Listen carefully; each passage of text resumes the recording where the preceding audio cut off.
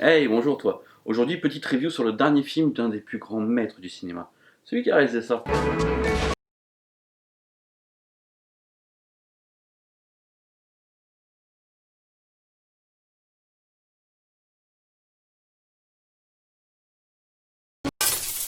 Aujourd'hui, The Irishman de Martin Scorsese. You gotta sit down. Do it! It's what it is.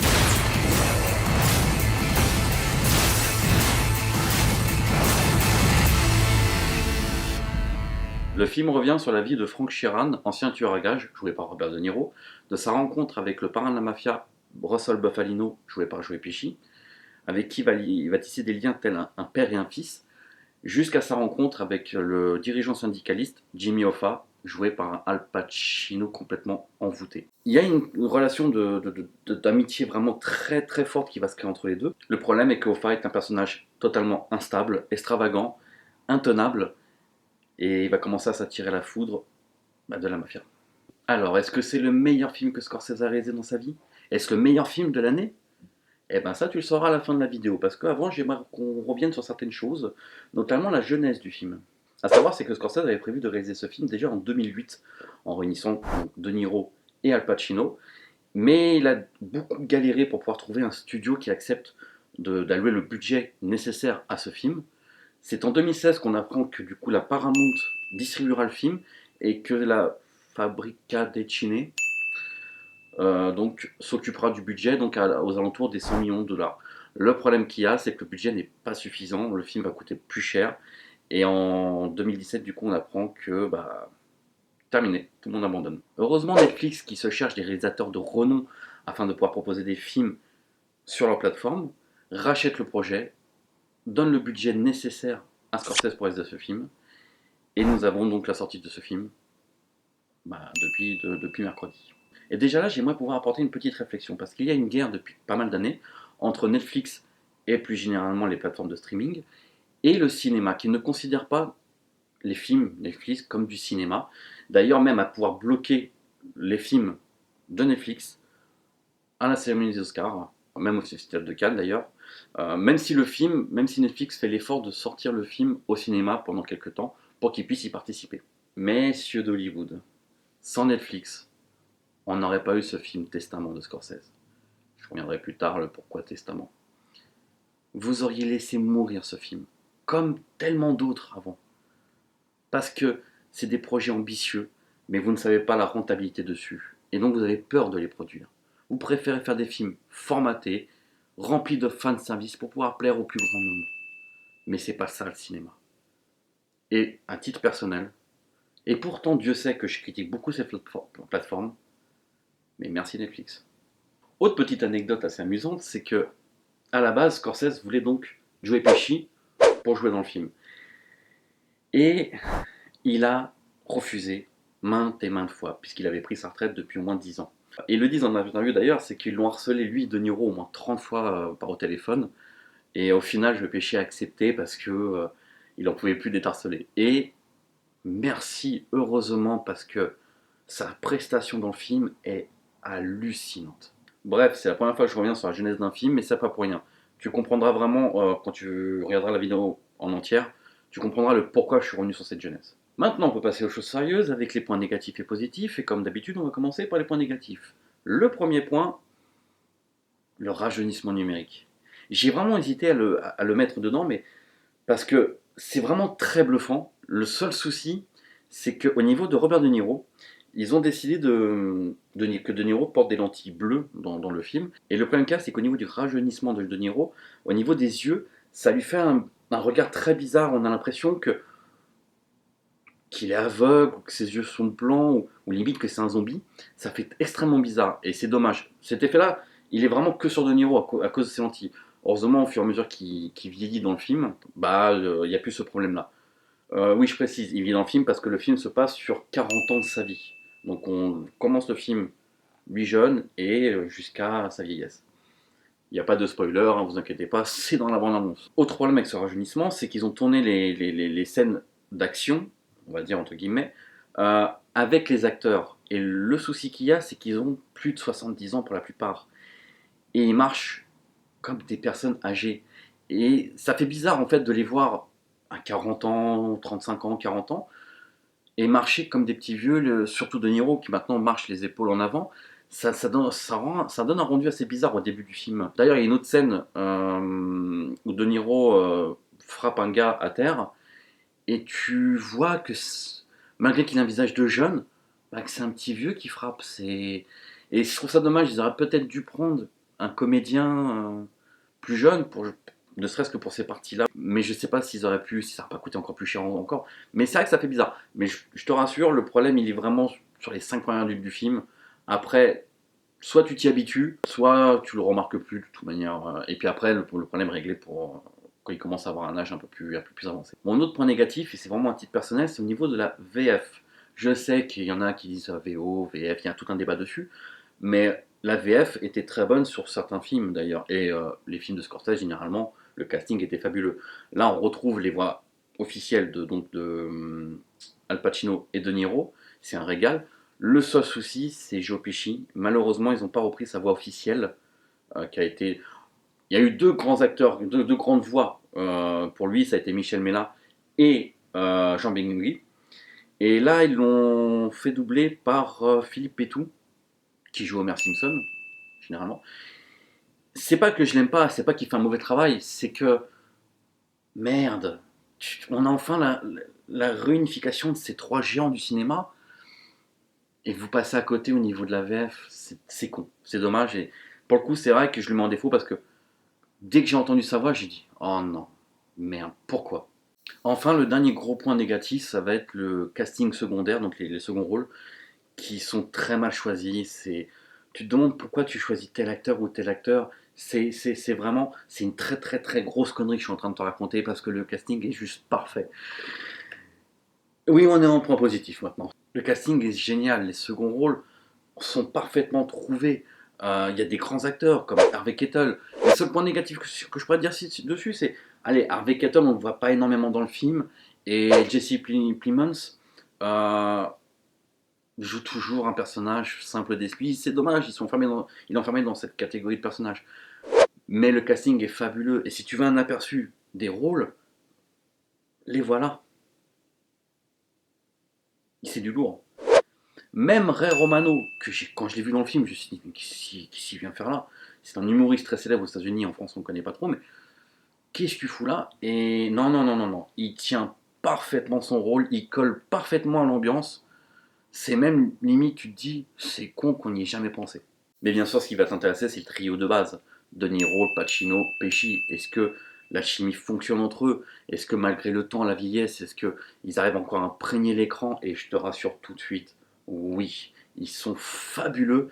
Et là où c'est intéressant, c'est qu'ils cassent les codes de personnages qui jouaient souvent parce que, par exemple, Robert De Niro va jouer donc un Frank Sheeran, comment dire, pas sûr de lui. C'est quelqu'un qui veut essayer d'arranger les choses, mais qui ne s'impose pas auprès des autres. À aucun moment il n'arrive à s'imposer auprès de qui que ce soit. Et c'est vachement intéressant. D'ailleurs, même, il bégaye, plusieurs moments où il bégaye quand il essaye d'arranger les choses. Et c'est un autre visage de Robert De Niro, et ça fait plaisir de le voir comme ça. Idem pour Joe Pesci, qui, on a habitué à le voir, les surexcités, que ce soit dans Casino, dans Les Affranchis, ou même les petits gars nerveux dans la série de l'Arme Fatale. Là, il joue le rôle du big boss de la mafia, calme, euh, imperturbable, dangereux. Tu sens au regard que cet homme est très dangereux et que c'est impressionnant. Et aussi touchant. Ça, je dis en zone spoiler. C'est un régal, c'est un régal. Il y en a, quand ils sont tous les trois à l'écran, c'est une explosion de charisme, incroyable. On a dû attendre si longtemps pour les voir, et c'est dommage qu'on n'a pas eu cette occasion avant.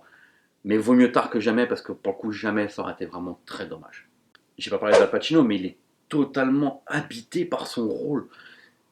Il a plus de 70 ans, et il dégage une énergie dans ce film.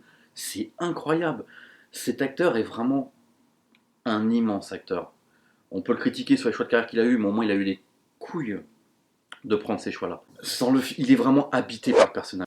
Ce qui est intéressant avec ce film aussi, c'est que Scorsese démystifie totalement le mythe de la mafia.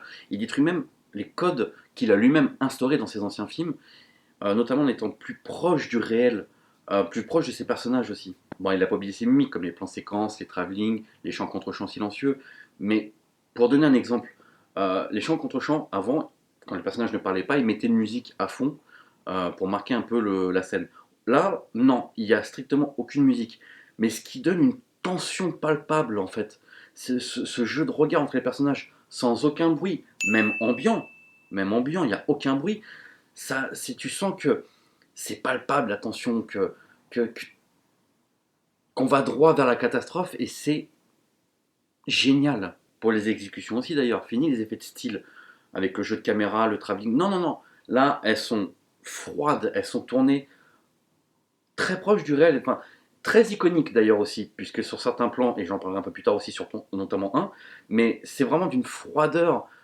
Tu sens que bah, c'est pas fait pour plaire, on est dans le réel.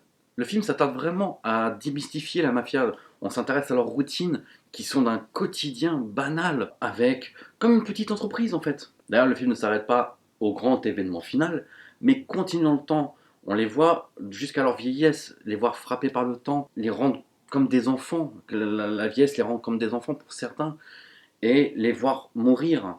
D'ailleurs, le thème de la mort est quelque chose qui revient souvent dans le film. C'est ce qui me fait penser que c'est un film testament en fait, sur une époque qui révolue, sur une carrière immensissime qu'il a pu avoir, et sur sa fin qui approche. Parce que mine de rien, il a 74 ans, 77 ans. Bon, je pense pas que ça sera son dernier film, mais c'est certainement une façon de clôturer un type de film qui a fait sa carrière. D'ailleurs, la scène de fin où De Niro demande au prêtre de laisser la porte ouverte quand il sort de la chambre fait beaucoup penser à ça, à cette peur de la mort, mais que tu l'attends et tu préfères la voir arriver plutôt qu'elle te frappe par surprise. D'ailleurs, maintenant que j'y pense, la première scène aussi fait penser parce que c'est tout un plan séquence où la caméra rentre dans une maison de retraite, se balade un peu, arrive vers un personnage de dos, donc qui est Robert De Niro, tourne autour de lui, et pendant qu'il tourne autour de lui, tu as De Niro qui raconte un petit peu les méfaits qu'il a pu faire vite fait, un petit peu son histoire, et quand la caméra arrive bien pile face à lui, là De Niro parle à la caméra. Donc ce qui fait penser qu'il raconte l'histoire en fait, donc à la caméra. Sauf que dans le film, on dit bien jusqu'à la fin qu'il n'a jamais rien dit à personne. Et quand j'y pense, ça peut être en fait la mort qui vient le frapper et il décide de se confesser auprès de la mort avant de partir en haut en bas. J'extrapole peut-être, mais la mise en scène fait pas mal penser quand même maintenant que j'y repense. Et je trouve ça vachement intéressant. Mais d'ailleurs, je suis désolé, je reviens encore dessus, mais une mise en scène doit raconter quelque chose. Faire du style pour le style, ça sert à rien, c'est juste pour le plaisir des yeux. Mais, et c'est ce que j'aime chez Scorsese, sa mise en scène peut paraître simple, mais elle est efficace parce que sa mise en scène raconte une histoire. Et je suis désolé, je sais que j'en rajoute encore une couche sur les films Marvel, mais en même temps pas pour rien parce qu'il y avait quand même une polémique, c'est-à-dire que Scorsese avait quand même critiqué les films de super-héros et plus généralement Marvel, et les fans de Marvel l'ont très mal pris, remettant en cause même sa carrière et sa filmographie, ce qui est quand même hallucinant. T'auras un Scorsese sur un film de super-héros, crois-moi que t'auras autre chose. Mais voilà, les films Marvel n'en racontent rien au niveau mise en scène. C'est du style pour du style. C'est tiens, je te jette de la paillette dans les yeux, mais cherche pas. Ne réfléchis pas à l'histoire. Tiens, prends de la paillette, de la paillette, de la paillette, de la paillette. C'est tout. Soyez honnêtes, même les méchants. T'en as des vrais méchants, des vrais enjeux dans les Marvel. Tu vas me dire Thanos. Là, c'est vrai que Thanos, quand il est arrivé dans Infinity War, t'avais un personnage vraiment intéressant qui a été complètement gâché dans Endgame. Parce que je te rappelle, à la base, Thanos veut sauver, on va dire, des planètes en faisant un tri naturel et donc 50% de la population qui disparaît pour pouvoir. Voilà. C'était vachement intéressant. Dans le 2, je te rappelle qu'il sort une phrase à un moment donné en disant vu que vous essayez de me bloquer en disant sans Avenger, bah je vais détruire votre planète. T'en fais un méchant bad guy, je vais conquérir ta planète, je vais tout détruire. Avec Thanos, c'était stupide. Mais à part Thanos, t'as eu d'autres personnages comme ça qui étaient bons? Pas terrible, pas terrible. Et au niveau des enjeux, pareil, tu vas me dire, ouais, mais regarde, t'as eu quand même 3 morts, entre 4 morts dans les derniers Marvel. Ouais, ouais, c'est déjà prévu qu'ils reviennent. Tous. À part Robert Downey Jr., qui devrait peut-être apparaître en vocal. Donc il va apparaître. Bah, ils vont tous revenir au final. Même, on parle même du retour de Thanos. Oh, à un moment donné, vous faites des enjeux chez Marvel ou pas? Et la mise en scène, je suis désolé, ne raconte rien. C'est de la paille, de la paillette jetée au visage. Alors, je ne suis pas contre le cinéma de divertissement. Moi, j'aime bien être diverti, il n'y a pas de problème. Mais mets-moi un minimum d'enjeu, au moins un enjeu, au moins un enjeu. Même les films des années 90, les films réganiens, des Stallone, Kurt Russell pour moi d'ailleurs, Bruce Willis, malgré ces films-là, des fois qu'ils étaient complètement à la con, over the top, hein, il y avait des enjeux intéressants, malgré tout. Marvel, si vous êtes honnête, les fans de Marvel, reconnaissez, regardez, vous verrez qu'il n'y a pas d'enjeu. Et que la mise en scène, en plus d'être simple, hein, parce qu'il n'y a rien de florichon, bah, c'est de la paillette pour de la paillette, du style pour du style. La mise en scène ne raconte rien. Bref, si tu es encore là, je t'invite à ce qu'on se rende dans un spoiler afin de pouvoir développer un peu plus. Si tu veux pas être spoilé, bah, tu auras un timecode qui va apparaître juste ici, donc tu n'as plus qu'à t'y rendre pour avoir l'analyse finale sur mon avis. Et si t'en as rien à foutre des spoilers, si tu as déjà vu le film, bienvenue dans un spoiler. Donc pour le premier point sur lequel j'aimerais revenir, c'est sur cette relation qu'il y a entre donc Sheeran, Russell, Hoffa et Peggy, la fille de Sheeran. Parce qu'il y a toute une relation, il y a toute une jalousie en fait dans le film. La scène où je disais au début du film, quand De Niro frappait un gars et qu'on voyait qu'il était vieux, en fait il a frappé un gars qui a bousculé sa fille, et c'est la première fois que sa fille voyait qu'il était violent. Et du coup il y a une distance qui va se créer avec lui. Russell adore la petite, aimerait que la petite l'aime, mais la petite en fait elle se rend compte que qu'il pue un peu la merde quand même, tu vois. Et du coup elle est vachement distante avec lui, et plus elle est distante avec lui, plus lui va courir après. Sauf qu'à l'arrivée de Hoffa, de Jimmy Hoffa, donc Al Pacino, la petite va l'adorer. Elle va être très proche de lui, limite comme un oncle. Et il y a donc ce quatuor qui va se créer de jalousie entre De Niro qui est content parce que d'un certain côté, elle, en se rapprochant d'Hoffa, lui, il arrive à se rapprocher d'elle. Mais il y a quand même une petite jalousie. Et Russell qui est extrêmement jaloux que Hoffa soit aussi proche de la petite. Et ça va créer toute une petite tension. Limite, tu peux même interpréter le fait que si le personnage de Russell fait exécuter Hoffa, spoiler, en même temps c'est une histoire vraie, peut-être que ça viendrait, c'est qu'en tout cas que la jalousie qu'il a eue a beaucoup appuyé sa décision. Je trouve ça extraordinaire, ce quatuor fonctionne, la gamine est géniale, et quand elle grandit, elle est jouée par Anna Paquin, qui est extraordinaire comme toujours. Il y a même cette scène où Hoffa va se mettre à danser avec Peggy, donc qui est devenue une adolescente, même jeune adulte, sous les yeux de Russell, qui discute avec d'autres parrains de la mafia, où à ce moment-là, il décide du sort de Jimmy Hoffa. Et tout se passe par le regard, il n'y a aucun dialogue. Peggy voit Russell qui discute avec eux. Russell, quand il voit que Peggy le regarde, il fait taire tout le monde, il ne discute plus. Mais tu le sens que ça pue pour Hoffa. Et tu sens cette haine et cette jalousie de Russell dans le regard, où pendant qu'il discute avec les parrains pour décider du sort de Hoffa, à aucun moment il ne détourne les yeux donc des deux qui sont en train de danser. Cette scène est merveilleusement tournée, intense dans les regards. La performance des acteurs, il fait tout de toute manière.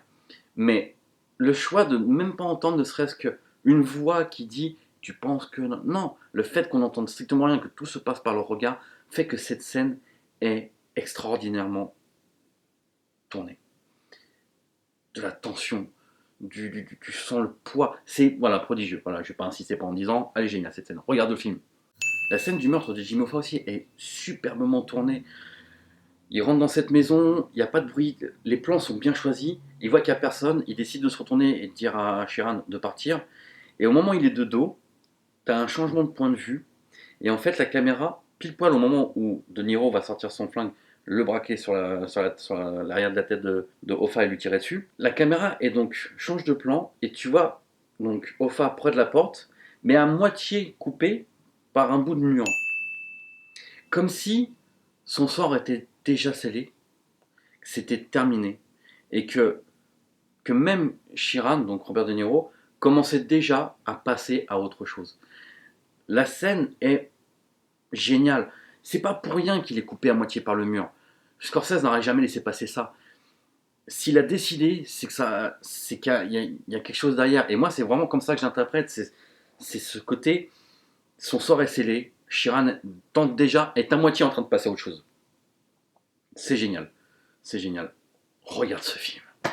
Et enfin, le film ne se termine pas sur la mort de Jimmy Hoffa, mais continue dans le temps, 20 ans plus tard, où on voit les personnages vieillir, ils vont en prison, ils en ressortent, ils finissent en maison de retraite. C'est la déchéance en fait. Tu tournes, il a voulu tourner démystifier vraiment tout ce mythe qu'il a lui-même créé. On voit donc Robert De Niro essayer de reprendre contact avec sa fille, qui ne veut absolument plus lui reparler. Et tu sens que c'est un homme qui ne peut rien faire, son destin est fini, sa vie est terminée, son destin est tracé, sa vie est finie. Il va finir seul, il ne peut rien faire pour changer ça, il n'a jamais rien réussi à faire pour changer les choses, mais c'est trop tard pour lui. Et ça en devient même triste pour lui. Et le plus impressionnant, c'est aussi donc Russell, joué par Joe Pesci, qui, en vieillissant, devient un papy gâteux. Un papy gâteux, il en devient touchant. C'est te dire cet homme surpuissant, surdangereux, que sans parler, tu sens que le danger est imminent, qui est impressionnant, devient un papy gâteux en fauteuil roulant, qui va faire sa prière et faire des blagues. Il en devient touchant. Et tu sens que c'est la thématique vraiment de Scorsese. La vieillesse et la fin. C'est ça aussi la thématique du film de Scorsese, c'est montrer cette déchéance face à la vie de ces hommes, aussi puissants soient-ils, que la vie sera toujours plus forte qu'eux, et de les voir aller jusqu'à la fin. Tu ressens vraiment que Scorsese y pense à la mort de cet héritage que tu peux laisser, de l'image que tu vas laisser auprès du monde, et surtout auprès de tes enfants. C'est pour ça que j'ai cette impression de film testament de la part de Scorsese. Euh, sur les films de mafieux qui ont une ascension extraordinaire et qui ont disparu tout d'un coup parce que les gens ne voulaient plus ça, de ce côté de critique de la vie aussi, le fait qu'aujourd'hui c'est un dinosaure du cinéma qui pourrait peut-être être oublié par les gens. D'ailleurs, la scène de l'infirmière dans la maison de retraite qui ne connaît pas Jimmy Hoffa fait penser à ça. Le fait que la nouvelle génération ou les générations futures ne le connaîtront pas, ne sauront pas qui il est et à quel point il a pu influencer le monde du cinéma. D'ailleurs, la durée du film qui est de 3h30 peut aussi faire penser à ça. Parce que même si elle résume 40 ans de la vie du personnage de Robert De Niro, malgré tout, elle ne passe qu'en 3h30 toute sa vie. Comme si, ouais, 3h30 c'est long à regarder, peut-être, mais ça passe vite, le temps passe vite. Et je trouve que ça serait une belle métaphore. Alors, est-ce que c'est un bon film ou pas? Bien sûr que oui. C'est un film extraordinaire. Est-ce que c'est le meilleur film de l'année? Ah, je sais pas encore. Parce que t'as quand même eu Parasite qui était sorti en début d'année, il me semble. Et Le Mans 66 qui a vraiment été un gros coup de cœur. Mais on n'est pas loin. Et Doctor Sleep aussi que j'ai bien aimé. Mais on n'est vraiment pas loin. Et je pense qu'il faut que je le re-regarde encore une fois pour vraiment me décider à savoir si c'est vraiment le meilleur film, pour le moment, que j'ai vu de l'année. Parce que oui, c'est un film que je pense, et j'en suis sûr, qui sera de plus en plus appréciable. Plus tu le regarderas, plus tu vas déceler certaines petites choses, plus tu vas rentrer dans cet univers. Et c'est un film qui gagne à être revu. Fonce voir ce film, il est disponible sur Netflix. Tu n'as aucune excuse pour passer à côté. Tu n'as pas à payer une place de cinéma. Ce qui est dommage quand même, parce que j'ai jamais voulu voir cinéma, mais c'est pas grave. Il est disponible sur Netflix. Fonce. Tu n'as aucune excuse. Tu ne passeras à côté d'un film. Regarde-le, investis-toi, rentre dans le film et t'en ressortiras pas indemne. Scorsese est vraiment un des grands maîtres du cinéma. Et De Niro, Pacino, des monstres sacrés. Et même encore aujourd'hui. Même Joe Pesci te montre à l'heure actuelle qu'on l'a trop souvent sous-estimé. Parce que c'est un monstre. Voilà, c'est la fin de la review sur ce film qui ne m'a pas laissé indemne. Si tu n'es pas déjà abonné, je t'invite à t'abonner et à cliquer sur la petite cloche. Si tu as aimé la vidéo, je t'invite à liker. Et surtout, laisse un commentaire pour me dire ce que tu as pensé du film ou si je t'ai donné envie de le voir ou pas. Sur ce, je te dis à bientôt mon choupichon.